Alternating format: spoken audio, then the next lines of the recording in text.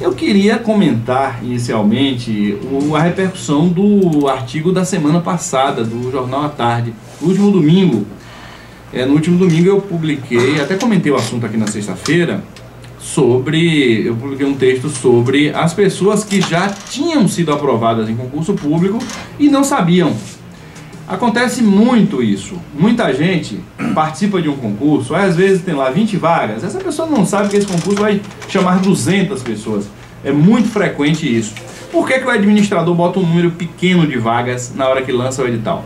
Por algumas razões, como por exemplo, não ficar sendo todo dia contactado pelas pessoas que ficaram em classificações posteriores. Se você botar 200, sem ter certeza de que vai poder chamar as 200, ou tendo certeza naquele momento, mas o cenário muda, você vai ter 200 pessoas entrando com ações na justiça, questionando o seu direito à posse, a nomeação e a posse. Então o administrador faz o quê? O cenário naquele dia é de 30 vagas, então ele diz assim, olha, só preciso de 10, e aí coloca 10, então bota 30. Mas depois surgem aposentadorias, pedidos de exoneração, etc. E acaba chamando um número bem maior. Então o que é que acontece com o cidadão desinformado a respeito do concurso? Quando eu falo cidadão desinformado, eu não estou falando de leigos, não.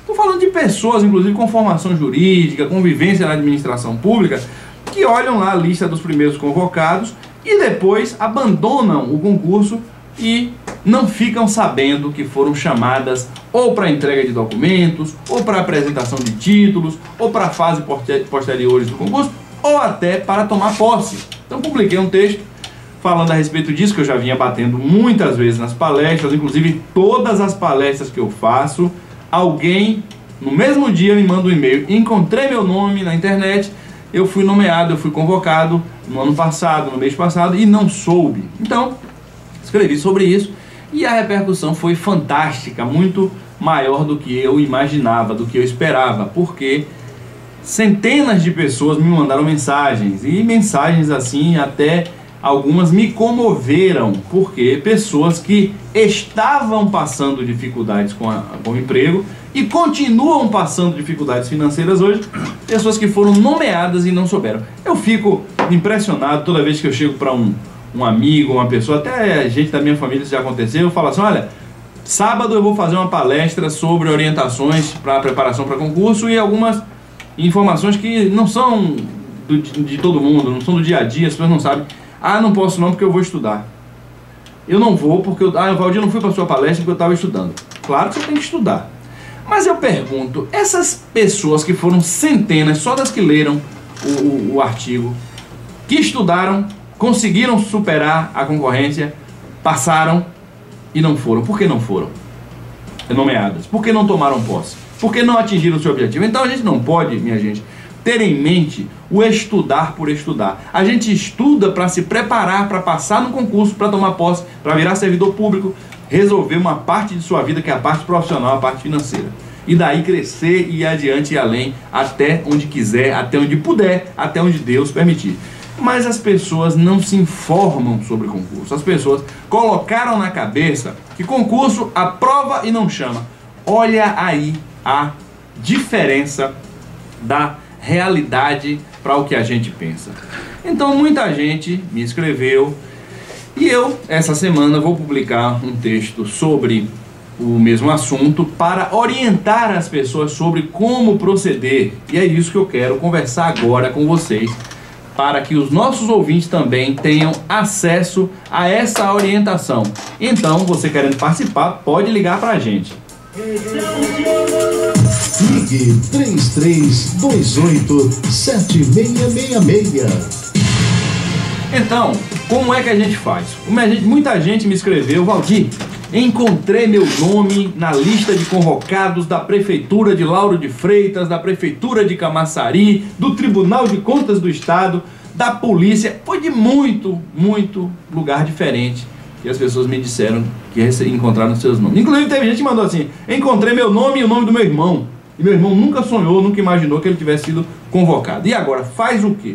Primeira coisa que você tem que fazer é complementar a sua informação. Por quê? Porque pode ser que você não tenha sido aprovado. Você pode ter sido até habilitado, mas muito fora do número de vagas. Por exemplo, você pode ter passado num concurso que tem 30 vagas, e que chamou 300 pessoas ou que chamou 20, mas a sua classificação é 1.800, não adiantou até agora.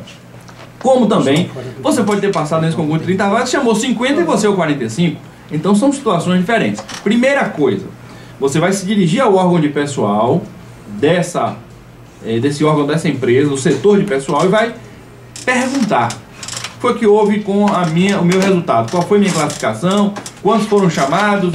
Quais são os documentos que foram publicados? Quais foram os atos que foram praticados pela administração em decorrência desse concurso? Ou seja, quais são as publicações oficiais que foram feitas, os atos administrativos? Aí você vai pedir onde é que está isso, vai anotar o número do diário oficial, vai na biblioteca dos barris, pesquisa, encontra, ou então busca pela internet e imprime esse documento.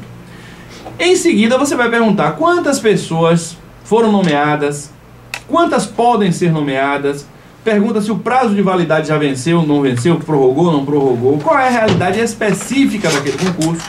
E aí, depois que você tiver essas informações, que você as tiver anotado, você então pede uma certidão. Por quê? Porque se você pedir uma certidão de cara, a prática mostra que o atendente, o servidor público, ele resiste em dar informação quando essa informação é documentada. Às vezes você pede uma informação, o cidadão diz o que você precisa saber, aí você diz assim: me dê uma certidão, um direito meu. Ah, não posso dar certidão. Por quê? Porque ele sabe que uma coisa é ele dizer algo e depois dizer que não disse ou que foi entendido errado. Outra coisa é o cidadão levar um documento e daqui a pouco entrar com um requerimento, entrar na justiça, um documento assinado por ele. Então, o que é que o servidor vai fazer? Vai dizer: ah, não, você não tem direito à certidão agora, eu só posso lhe dar tal dia, eu tenho que falar com o chefe. E aí o que é que ele vai fazer na prática? Ele vai consultar o seu superior, vai consultar a procuradoria para ver o que fazer, porque tudo indica que algum processo vem por aí. Não tem coisa que incomode mais o administrador do que um processo judicial. Então, por conta disso, você vai encontrar alguma resistência. Qual a solução? Muito simples. Nós temos, desde maio do ano passado, uma lei que garante o direito ao cidadão a ter acesso a informações públicas, mesmo que não digam respeito à sua vida, que é a Lei de Acesso à Informação, a Lei 12.527, que entrou em vigor em 16 de março de 2012. Essa lei garante o direito ao acesso à informação. Esse acesso é, inclusive, imediato, ao contrário aí do que tem sido interpretado. Eu vejo que está muito claro que a lei diz que a entrega da informação é imediata. Agora, quando demanda uma pesquisa, aí o prazo é de 20 dias, podendo ser prorrogado por mais 10, se o cidadão for comunicado no prazo de 20 dias de que não foi suficiente aquele prazo. Bom, ultrapassados esses prazos, se não for fornecida a informação, o servidor incorrerá em improbidade administrativa, podendo ser processado, e é isso que o cidadão deve fazer para que as pessoas que tratam a coisa pública como se fossem coisa particular passem a respeitar os direitos desse cidadão. Então, por isso, o caminho é esse. Aí o que você vai fazer com esse documento na mão? Analisar, olhar, me mandar esse documento. Inclusive, você que já me escreveu, você que já me mandou a pergunta, pra gente, porque como a quantidade de perguntas é muito grande, não dá para eu dar um tratamento individualizado como eu gostaria. Eu peço aos companheiros que já me escreveram que me escrevam novamente, anexando essa certidão, né? Porque senão a pessoa vai dizer: ah, isso, não tem muita dúvida nesse momento, não. Pegue a certidão, escaneie ou transcreva, me mande para eu poder lhe dar uma complementação de informação. Ou, preferencialmente, você já pega esse documento e procura o seu advogado, procura a Defensoria Pública, se for o caso, para você entrar com a ação, se for o caso, o advogado vai analisar. Outra dúvida: Valdir, e se o advogado disser assim: você não tem direito, você dormiu no ponto, o edital é uma lei, e você... Porque tem gente que acha isso, né? Aliás, muita gente boa acha isso. Então você não tem direito porque tinha lá que você tinha que acompanhar o diário oficial, você não acompanhou, você se deu mal. Tá errado. Por que tá errado? Porque a justiça brasileira, através de seus diversos órgãos, tem decidido, para surpresa de muita gente, com intensidade de 2011 para cá, que quando o administrador convoca o cidadão no concurso, simplesmente publicando no Diário Oficial, não se pode presumir que um cidadão vá ler o Diário Oficial atentamente todo dia, até acabar o prazo de validade. Não se pode presumir isso. Para que é que você anota e-mail, telefone, endereço e exige que seja atualizado? Para você avisar cuidadosamente quem lhe interessa? Não pode ser assim. A administração pública não pode ser tratada dessa maneira. Então, a justiça tem decidido que, inclusive a Bahia é pioneira nesse aspecto aí, no concurso da Polícia Civil, Aqui na Bahia, o Tribunal de Justiça julgava contra. Julgou alguns casos contra. O STJ disse não é assim. Mudou a decisão. A Justiça Baiana admitiu o erro e começou a julgar em conformidade. E até digo, eu olhei algumas jurisprudências atentamente e percebi que a Justiça Baiana está até evoluindo em relação ao que o Superior Tribunal de Justiça tem decidido. Está bem melhor. Então, você vai pegar, me escrever para concurseiros@concurseiros.com.br pedindo para eu lhe enviar 100 e tantas páginas de jurisprudência. Lá nós temos decisões do Superior Tribunal de Justiça, do Tribunal Regional Federal da Primeira Região, da Segunda Região, do Tribunal de Justiça da Bahia, do Tribunal de Justiça do Paraná, do Tribunal de Justiça do Rio Grande do Norte, de Sergipe, do Amapá, do Acre. E se tiver tempo de pesquisar, você encontra de tudo quanto é tribunal, porque a internet hoje já facilitou a vida de todo mundo e todo mundo está sabendo de tudo ao mesmo tempo.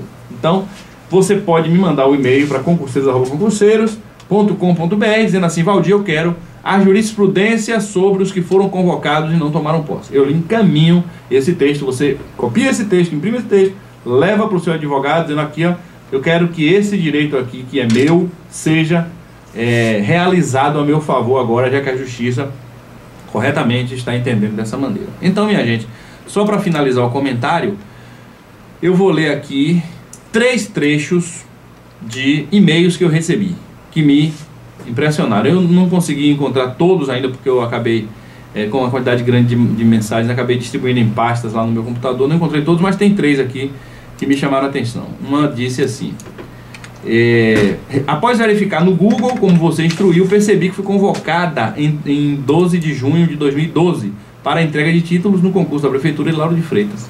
Essa foi a mensagem de uma pessoa. Outra pessoa, um rapaz: me encaixei perfeitamente na situação abordada pelo senhor, pois fui aprovado, convocado para entrega de documentos e exames admissionais.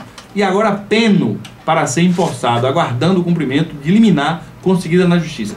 Este cidadão já conseguiu liminar, já procurou advogado, antes inclusive da minha publicação do texto, tanto que já conseguiu liminar. E a outra mensagem foi a que mais me impressionou, que é de uma advogada, amiga minha inclusive. Olha só, diz ela: estou me sentindo uma verdadeira idiota. Fiz a pesquisa no Google e fui aprovada em alguns dos concursos que fiz, mas eu nunca soube. Não pude sequer entregar títulos, ou seja, não participei das últimas etapas. São todos muito antigos. Sempre fui a melhor aluna de Direito Administrativo, nunca obtive nota abaixo de 10. E o meu sonho era ser advogada pública. Quase enlouqueci na minha última derrocada, sem apoio da família, naquela época, sem dinheiro, acabei desistindo. Ainda não acredito em tudo isso. Ou seja, nossa amiga desistiu de fazer concurso porque tinha sido reprovada, não sabendo ela que 3, 4, 5 meses depois ela estava sendo nomeada. Por quê? Porque as pessoas fazem concurso, ficam na lista e pensam que concurso não convoca quem passa. Pensa que concurso não convoca cadastro de reserva. E olha aí.